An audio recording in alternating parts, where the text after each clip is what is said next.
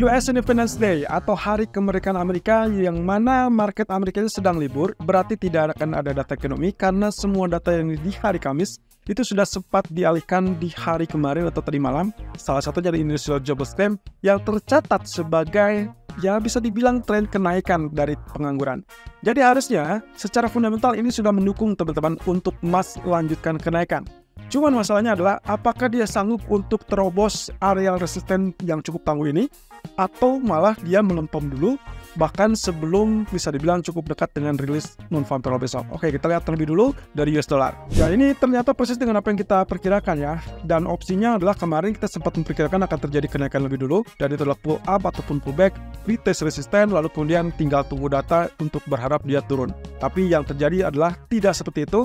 Ternyata jalur utama atau jalur pertama yang sempat kita katakan setelah penembusan, lalu kemudian langsung dia menghajar support berikutnya teman-teman, dan itulah yang terjadi sampai dia selesai ya. Jadi ini sebetulnya ya, kalau misalkan kita bicara tentang rising wedge-nya, itu harusnya sudah selesai, targetnya sudah selesai di sini ya. Nah, berarti untuk berikutnya apa yang akan terjadi? Oke, kita lupakan tentang rising wedge-nya. Berarti untuk di sini saya hapus saja supaya tidak membingungkan. Berarti kita murni sekarang mengandalkan yang namanya Fibonacci retracement. Oke, yang harus kita lihat di sini, Fibonacci retracement menunjukkan bahwa penurunan kemarin atau tadi malam itu tertahan di zona 50% ya teman-teman. Tahu apa akibatnya? Dan itulah terjadi pantulan, persis yang terjadi untuk sampai sejauh ini. Ya, walaupun tadi pagi kelihatannya ini ada gap down ya. Jadi saya ingatkan teman-teman, market US libur bukan berarti currency-nya libur, tapi obligasi atau pasar obligasi kemungkinan libur bersama dengan pasar sahamnya. Jadi untuk nanti malam kelihatannya tidak akan terlalu banyak bergerak. Nah, kembali lagi di sini posisinya karena dia sudah equal dengan bagian bawah ataupun support, berarti otomatis secara teknis saya tidak akan kaget kalau tidak terjadi pembalikan ataupun katakanlah mungkin menguji area resisten ulang ya. Dan itu berarti 105.50-an. Secara mendasar inilah teori teknikalnya teman-teman. Kalau misalkan dia pull up seperti ini, maka yang kita perhatikan pertamanya, in case teman-teman miss yang kemarin kita jelaskan, anggap saja saya punya garis trendline seperti ini teman-teman. Ya, anggap saja saya punya garis trendline seperti ini. Kemudian yang terjadi adalah dia sudah tembus trendline. Artinya yang tadinya dia tren naik, kemudian dia berubah menjadi tren turun. Ya, dan kemudian kita juga punya disokong dengan garis trendline datar di sini, horizontalnya. Dan juga ternyata juga sudah turun atau sudah tembus. Berarti saat ini akan menjadi resisten. Jadi kita punya dua resisten di situ. Resisten pertama adalah garis horizontalnya ya 105.50 tadi.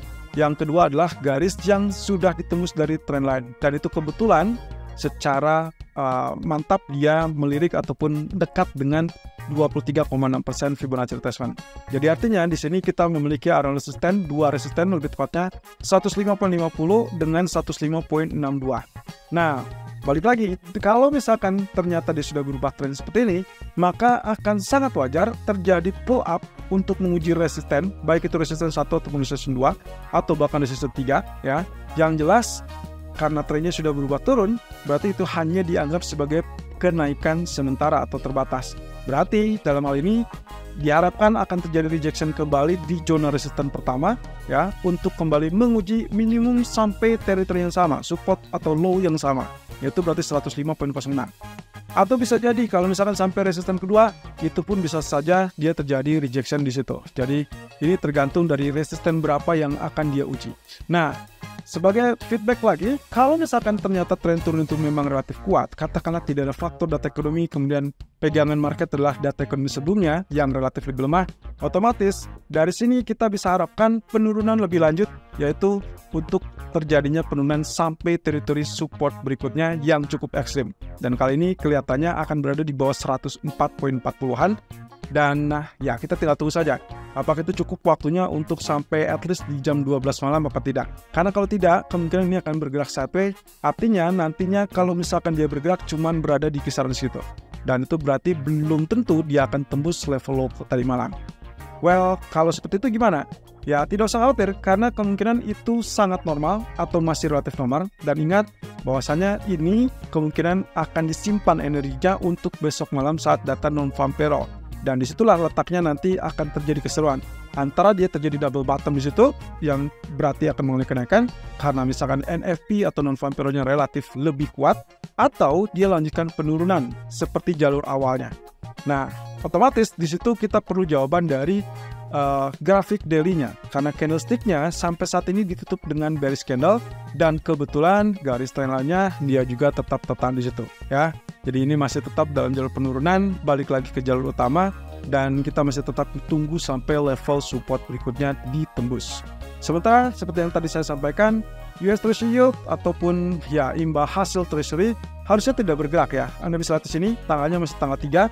Jadi hari ini tidak ada pergerakan dari US Treasury Yield-nya. Jadi harusnya bergerak flat untuk US dollarnya. Oke, kalau begitu kita langsung tertuju kepada grafik pound sterling terlebih dulu, di mana ternyata posisinya dia berhasil tembus resisten ke area coklat 1.2700. Kemudian juga dia tembus di bagian area orange yang juga berada 1.27400. Oke, sejauh ini kalau misalkan kita lihat, berarti pertama yang harus Anda pahami adalah apa yang sempat kita tunggu-tunggu dari kemarin, yaitu terkait dengan reverse ataupun reversal trend dari falling wedge itu sudah resmi ya, walaupun ini sempat fail balik lagi ke bawah, tapi langsung dia naik ngegas di atas. Dua resisten utama itu langsung ditembus. Nah, sekarang yang saya ingin Anda perhatikan adalah perhatikan Fibonacci retracement yang saya buat. Tarikannya adalah dari 1.2614 lalu kemudian sampai ke puncaknya adalah 1.2776. Oke, perhatikan di situ. Yang pertama, selain dari Fibonacci, tentunya areal coklat kemarin itu juga akan menjadi areal yang perlu kita cermati. Nah, yang kedua yang saya ingin Anda perhatikan adalah areal-areal yang kembali saya tandai. 23,6% yang juga termasuk di areal orange, itulah 1.2730 sampai 1.27400 merupakan areal support pertama yang kebetulan cukup dekat dengan running price saat ini. Yang kedua adalah areal 50%, yaitu juga berdekatan dengan areal 50%, itu adalah 1.2695. So, kalau saya dipilih atau saya suruh memilih, maka kemungkinan saya akan memilih areal di bawah areal merah, kurang lebih mendekati areal coklat, mungkin di 38 ataupun di 50%, ya berarti adalah 1.2690 sampai 1.2715. Itu adalah menjadi areal buy saya. Dengan catatan stop loss akan saya pasang di bawah 61,8%. Ya, berarti di bawah 1.2670. Nah, lalu kemudian saya buy dan target pertama yang mungkin akan kita lirik adalah 0% di 1.2776, atau jika memungkinkan itu tembus maka diharapkan dia akan muncul 1.2800 atau bahkan 1.2860. So technically yes, ini saatnya dia bullish. Tapi hati-hati karena kita juga masih menantikan ataupun menunggu laporan ataupun hasil dari katakanlah election ya, atau pemilu dari Inggris, maka hati-hati, mungkin saja 1.2740 itu atau 1.2776 itu fail atau gagal untuk bertembus, sehingga nantinya bentukannya akan seperti ini dan akhirnya melengkung lebih tajam untuk menguji kembali area 100% di 1.2615. Kalau itu yang terjadi, Anda boleh sell ya, tapi kalau misalkan dia sudah terlalu dekat dengan 1.2615 ini, hati-hati karena bisa saja di sini akan terjadi demand sehingga mendorong kembali naik. Walaupun demikian, saya juga harus ingatkan bahwa posisinya belum terlalu menguntungkan bagi pound sterling, tapi sejauh ini karena weak dollar dan kita perkirakan masih tetap berjalan seperti itu, maka pound sterling masih punya kesempatan untuk ditutup di 1.2800. Kemudian untuk crude oil sendiri, kesempatan untuk kenaikan masih tetap terjegal dan tertahan belum sampai mampu dia tembus 84.60.